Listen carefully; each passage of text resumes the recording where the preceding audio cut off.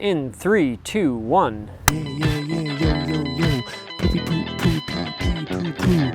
And welcome back to Janky AF and my janky life. Well, it does not get any jankier than this. Let's take you for a tour. This will probably be a long one, but we'll just get into everything. Finally, some real progress, although sometimes you gotta take a couple steps back to move forward. Here's the great Fiat, and now as I'm realizing I can't even show you this because I got so much crap piled up on it, but I went to finally just push the Fiat out. I think I did a little time lapse of that, and you know, I think there's been some activity in here, you know, non-human activity, which is regrettable, but you know, it's been in a garage. So clean it up a little bit. I had the key in to get the wheel lock off, and then I hooked up the battery and I hear the fuel pump going, so I'm thinking, well, that's good, the fuel pump's going. And then I tried to start it, wouldn't start, and then I look back here, and I don't know if you're gonna be able to see it, but the fuel pump, or rather the fuel filter, the inline filter, seems to have fuel kind of oozing up from it, so I don't know if it got clogged. Kind of don't really want to start it again. I don't want to set my car on fire. And, no, just like, I should expect these things when things just like sit forever. But, so now, you know, quite honestly, it's not about that. I'm sort of taking a hiatus from vehicles, really dumping money into vehicles because we're paying off debt. I just paid another $1,500 off in debt. Congratulations to me. That's sort of the name of the game here. We're de-hoarding our life. That is what my janky life is all about. So let's take you on a tour. This is all cleaned out, floor is vacuumed, and we got the parts Fiat here. Started to get dug out. There was just mounds of stuff on top of it.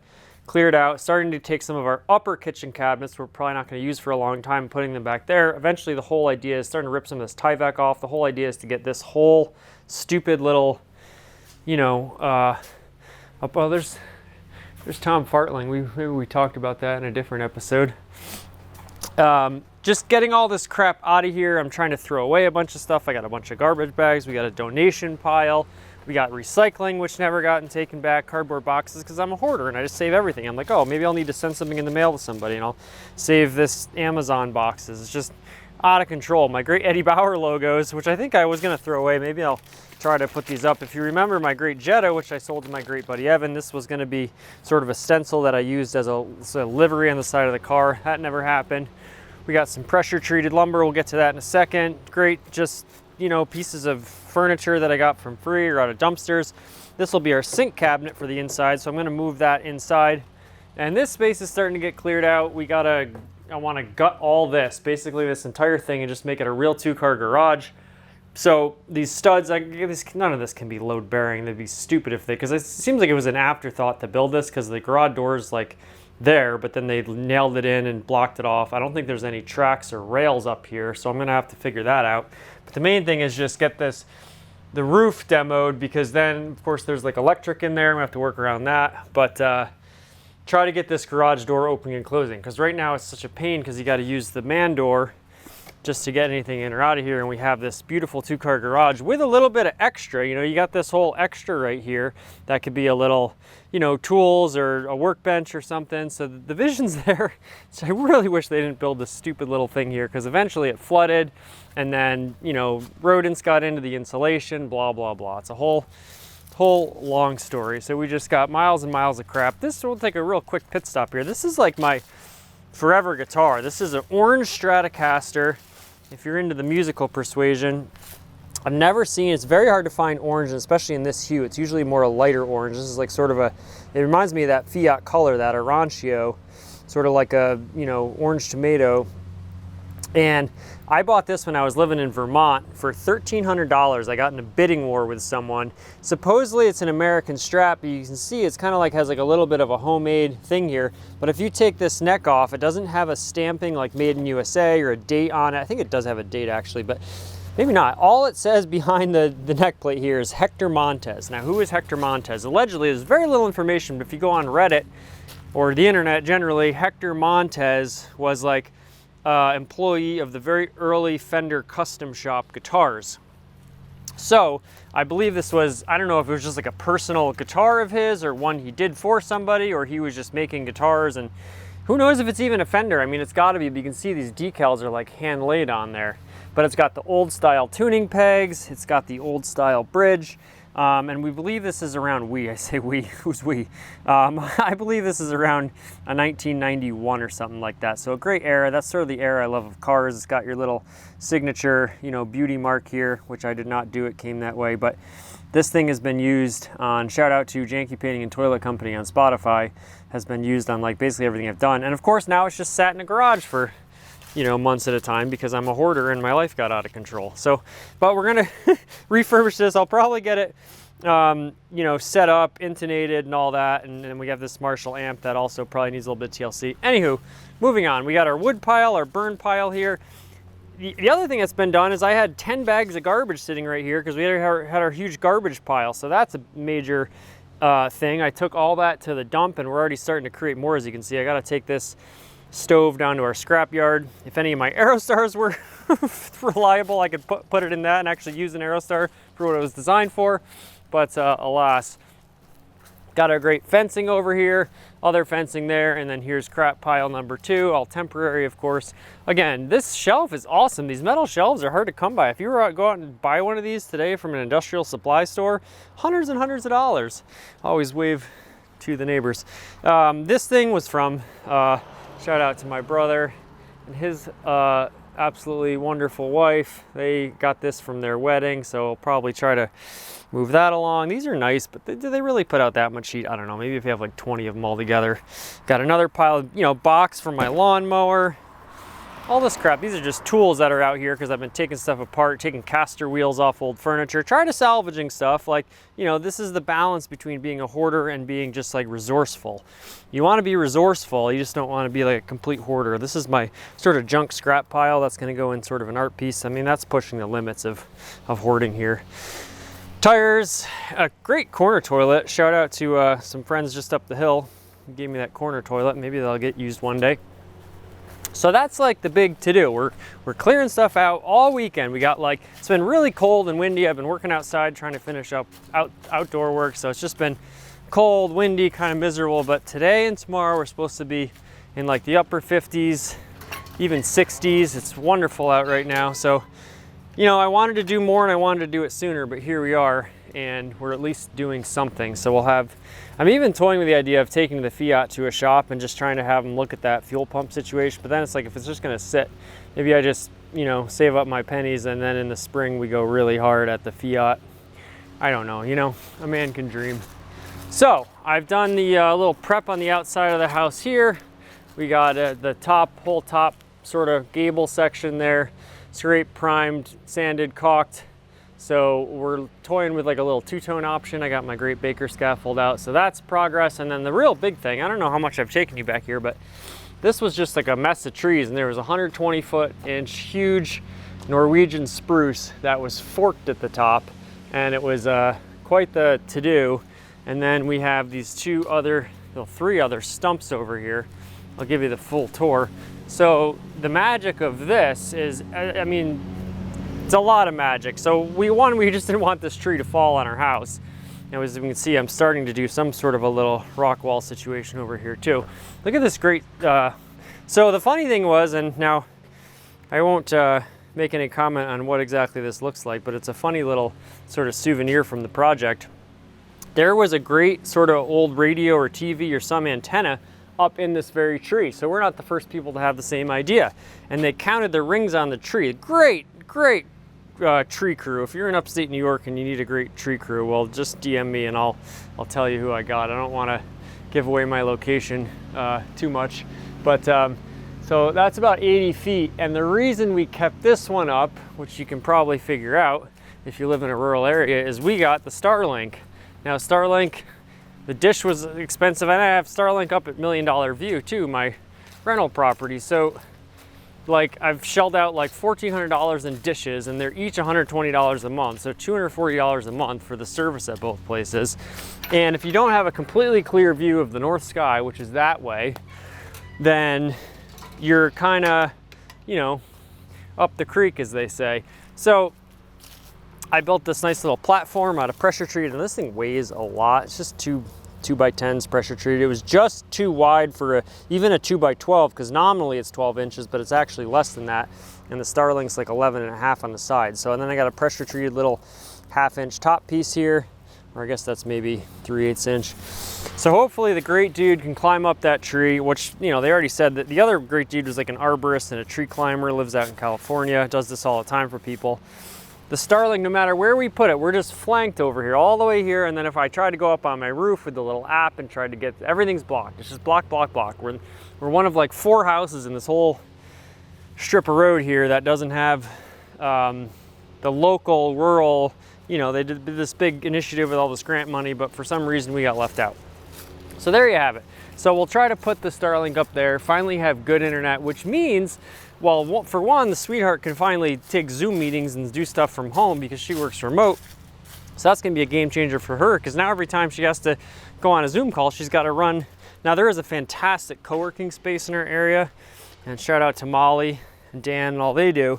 However, sometimes you just wanna take a meeting at home, or you just don't have time, or the dogs, or whatever, you know? So now hopefully we'll have that option. And for me, here on Janky AF, and for you, the great, you know, watchers of Janky AF, the great community. I'll just stare at the Fiat here for a second. I've always wanted to do, like, and shout out to Antonio, like Zoom calls or like recorded Zoom calls, like talk about Aerostars. There's so many people on the Aerostar community that I would love to interview and just talk about Aerostars and really branch out and give a deeper depth to the Aerostar content. I hate that word, but I said it. The Aerostar sort of, you know, information and the Aerostar sort of art that we can provide here on Janky AF. So I'm hoping that with reliable internet, I can't even make a phone call at my house because it's all because we don't get service and it's Wi-Fi calling, and I pay AT&T God knows how much a month. Oops, dropped my mic as I wiped off my screen. Always Janky here on Janky AF. Excuse me for a second. Clip that back on. So I'm rambling, but I think it's going to be kind of a boon for Janky AF. So this day is like a day of hopefully renewal and growth, and even though the fall's coming, I think that we are sort of turning a corner here. We're paying off debt, we're getting crap cleared out of everywhere, we're assessing things, we're seeing where we're at, and even if the assessment is not great, it's like, okay, now there's another issue with the Fiat, but you know, we're going to hopefully gain access to the parts Fiat so we can get the exhaust off it. We're not suffocated and just drowning in crap. And we have hopefully more reliable internet, which can provide us with new avenues to, you know, just be a person in the 21st century. So that's where we're at. We did have a stretch of rain here, so I, you know, did the bare minimum of at least getting the Aerostars covered up and the tarps like to fall off, and you know, it's funny. It's you know, the further I dig into things, the deeper I realize I am. But there's a nice, you can see the Prius. I just delivered 6 chairs that I painted in the Prius. That was a fun little project, staying up till 11:30 at night working after I work a day at work, because we're trying to, you know, venture forward and make gains, as they say. I do love the red seat. I got to get the other red seat. It's just like a travesty. I mean, this is like sort of what I'm on here. It's like, and to think that I'm still trying. I tried to buy another Aerostar the other day. It was like an hour and a half away. It was super cheap. It had all the bumpers. It had the front and rear bumpers for an extended version. So I was like, oh my God, perfect. I could actually get the bumpers, because I can't even get insurance on this vehicle until I fix the bumpers. So it's right now the battery's disconnected, because God forbid something would happen. I can't lose, you know, red velvet here. Anyways, it's like we've hit rock bottom and we're starting to climb out. And it's only when you start to climb out that you realize how deep the hole you're in is. But the good news is that we're actually climbing. And, you know, we'll see how much more good weather we get this year. But I think if nothing else, we'll be able to get some of the kitchen cabinets inside so we can be ready to do that as a winter project, because that's indoors. I don't know if we'll realistically be able to get all this demoed. It'd be nice to clear, that's the other thing, it'd be nice to clear everything out before we demo it. Instead of doing it in place or doing it piecemeal. But The real dream scenario would be get this second bay open so we can put the red Aerostar in there and get it covered. The green Aerostar's probably got to go up to $1 million view. The brown Aerostar, I don't know. It sat outside last winter. And that thing, honestly, I feel like starts up, is still sort of my most reliable Aerostar. God bless the brown Aerostar.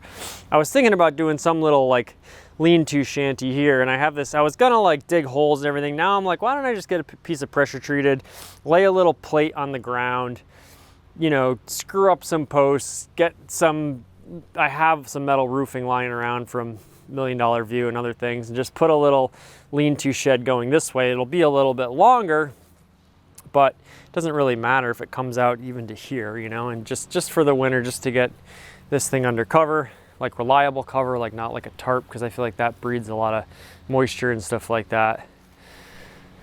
And there you have it. And then, yeah, again, real dream scenario too would be also to get the parts Fiat out of there, because in theory I could, well, I guess I can't really put three vehicles in this garage, because by the time an Aerostar is not gonna, this little Fiat, I could put these two right next to each other almost. They're so small on the wheel casters.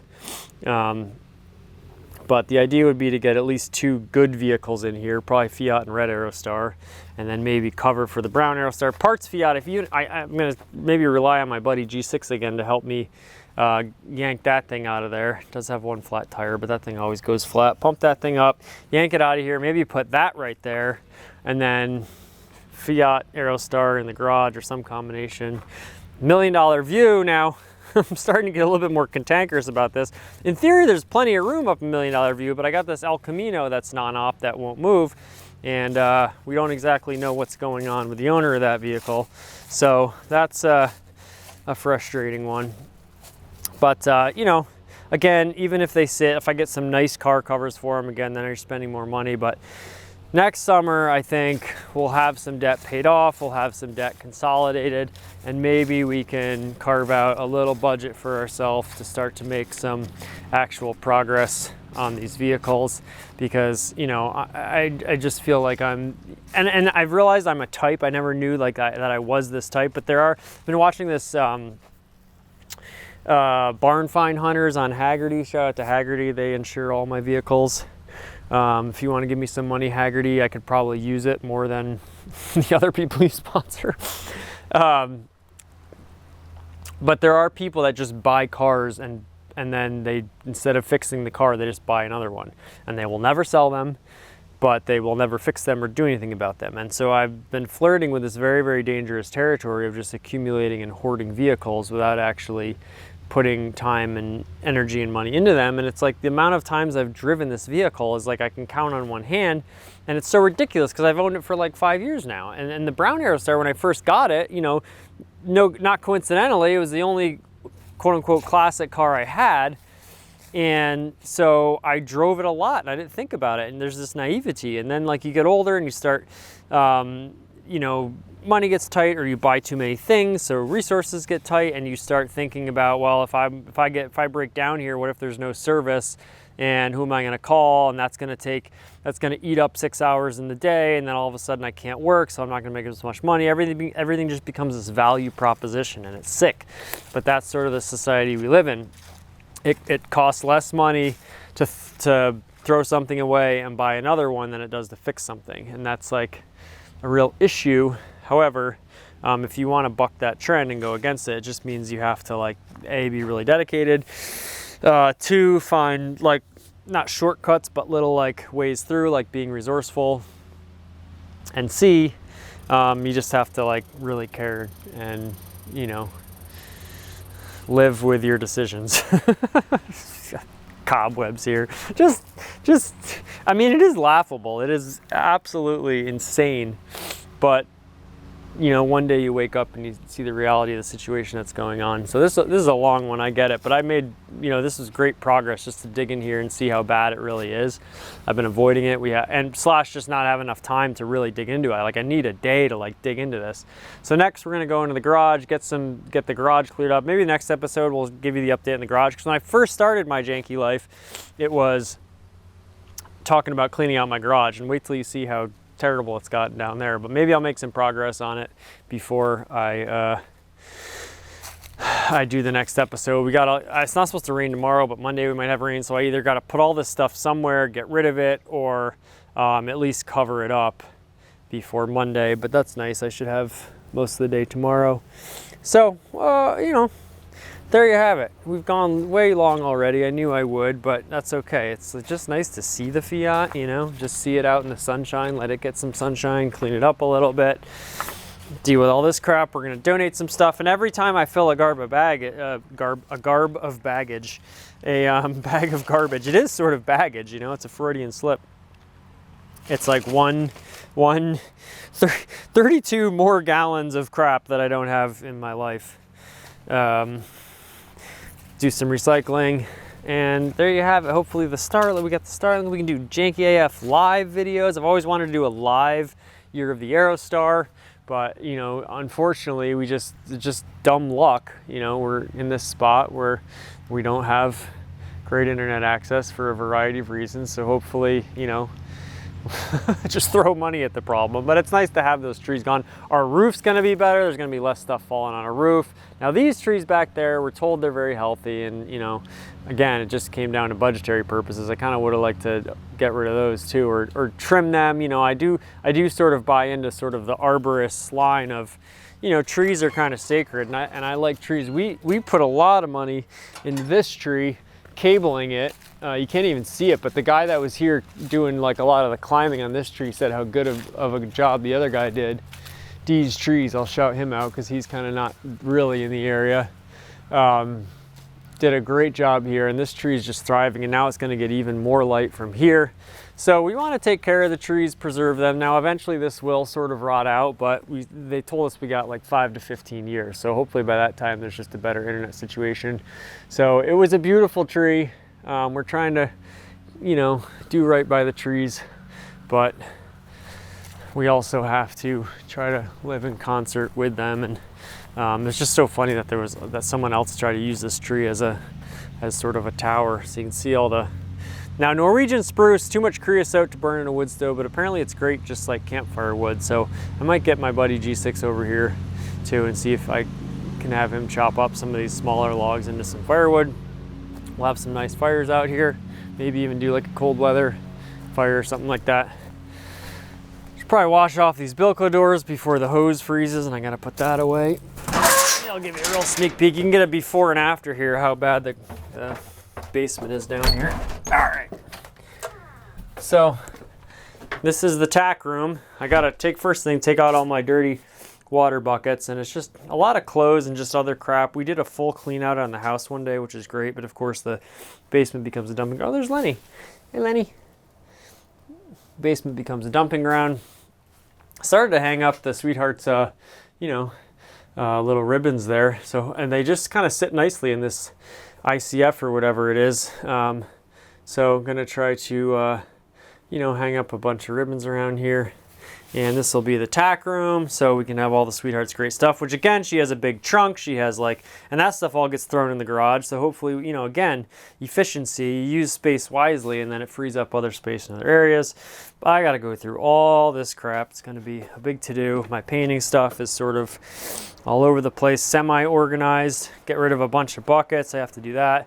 Laundry area, not terrible, not great. I need to vacuum the floor in here. And then this area is just this whole shelf. I think all my paint's down there. I think I'm gonna move it up there because I don't in reality use this as a workbench or anything. So I'll put all my paint on there, and I can store bigger stuff like vacuums and stuff down there. Drying rack, baseball card project from the powder room. Got to sort all that stuff. And unfortunately, this has just become a dumping ground. We have all this wood from a project we were gonna do in the upstairs bathroom, and then we haven't gotten to it, so that goes down here. Just crap everywhere. This door, we have all these doors. This door I think we're actually going to try to use to make a little pantry with. I got some great frames. Shout out to Wiley who gave me these great frames. You can't even really see them great in this light. But again, it's not that I won't still accumulate stuff. It's just that I need to, for everything I accumulate, I need to get rid of something else. And then on top of that, I just need to get rid of all this other crap that I don't use. And if something's, you just got to refine your sort of sense of what you will and will not take. So I've been good at passing things up, but occasionally I will take something if it's really, really nice, especially for like an art project or something like that. Great fire pit, just sort of temporarily there, but I think I'm gonna try to do like a burn pile for some of this, just like burnable wood. Get rid of that. Whew. What a beautiful, beautiful day. I'm wishing everyone the best out there. A lot of stuff going on. A lot of people struggling right now, and intense stuff going on with, you know, just people in the community, and just, you know, it's hard. You know, like, it really relativizes everything, you know, like, really just makes you feel lucky to be doing okay. I always preach that on here on Janky AF. It's like just like a baseline. If you have like food and a roof over your head and you're healthy, like that's like all we can really ask for. Anything beyond that's gravy. And there's a lot of greed and corruption out there. As I pontificate here at the end of the episode, always wave to the neighbors. Got some floor mats for a Prius too. I'm gonna try to sell a couple things too. Probably list those up on Marketplace. Anywho, I'll save you the ramble, but just, you know, take care of yourselves, take care of people around you, and try to you know, live that sweet, sweet Janky life. Okay, we'll come back to the Fiat where we began, and I will bid you adieu until next time. Hopefully, again, with this internet, could be happening next week. Will be some new horizons on Janky AF, and we'll get some more Year of the Aerostars out there. I am very, very behind, as usual, on my comments, but I do read all the comments, and usually about once every couple of weeks, or it's been more like a month lately, I'll just do a big batch of responses. So I apologize if your question is pertinent and I haven't gotten to it, but you know, we're doing our best. So, okay, until next time, we will have another episode of my Janky life here on Janky AF coming very soon. Look at this great little Hawaii spot. Even if I redo the complete car, that thing's gonna stay there. It's my little Hawaii spot, rust spot. We'll have another episode of Janky AF, of my Janky life here on Janky AF coming very soon. And until then, Janky do thank you.